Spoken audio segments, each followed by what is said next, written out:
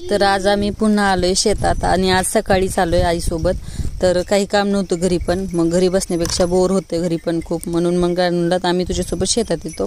तर शेतात आलोय तर पाणीचा प्रेशर खूप फास्ट झाल्यामुळं थोडेसे लावलेले कांदे आडवे पडलेले आईनं आल्यावर ते सरळ केले. त्यानंतर मग करणनी जनावरांसाठी कुटी करून घेतली, घास आणि कडबा याची कुटी, म्हणजे एकदम बारीक करून घ्यायचं मशीनमध्ये घालून.